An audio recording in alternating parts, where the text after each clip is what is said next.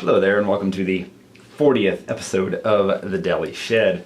And today I'm going to talk about octaves. This is a real pretty simple concept here, but really useful if you don't know this already. If you don't know what an octave means just the same note in a different range, basically. So there's an A note, an A in a different octave is that. So you can hear it's the same note, just higher, or another A up here, or another A up here.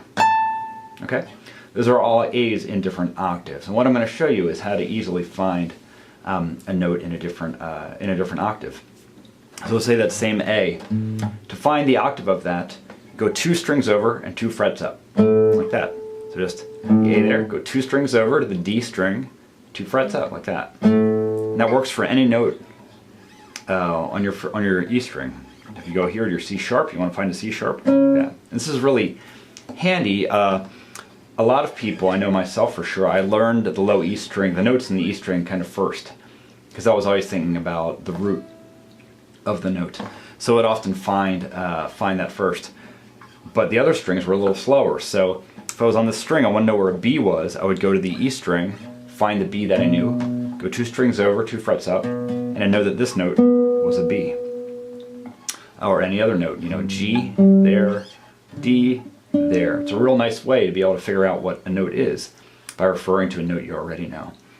Notes in the second string are exactly the same. So like this note here, it's an E, 2 strings over, 2 frets up. Here's your E note there. Or up here, say the A. 2 frets over, or 2 strings over, 2 frets up. There's your A note there. Okay?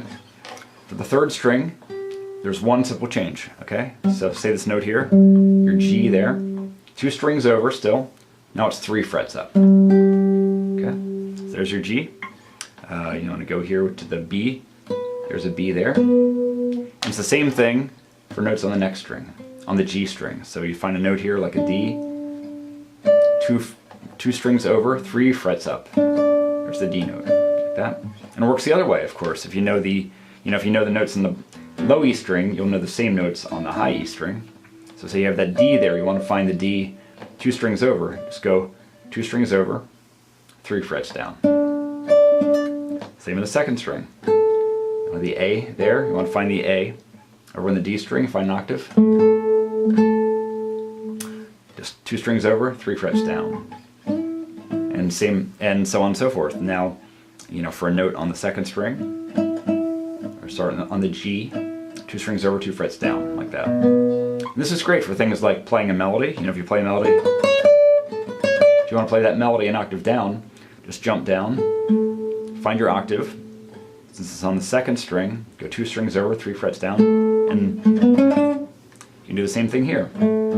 Jump down an octave, 2 strings over, 2 frets down, like that. It's a real easy way to find a different range for your note. So it's really, really useful. It's a great way, especially just to get to know all the notes in the fingerboard if you don't have them down already. It can really help with that. And also, eventually you can start playing the things in octaves, which I'll cover in a later lesson. But for now, just for helping learn the fretboard and knowing always just how to find that octave really quickly. Just remember 2 frets over, 2 strings over, 2 frets up, and then also, and then that's for the first 2 strings. Then starting with the D string, 2 strings over, 3 frets up. So, all right. Let me know any questions or comments you might have, and thank you so much for listening.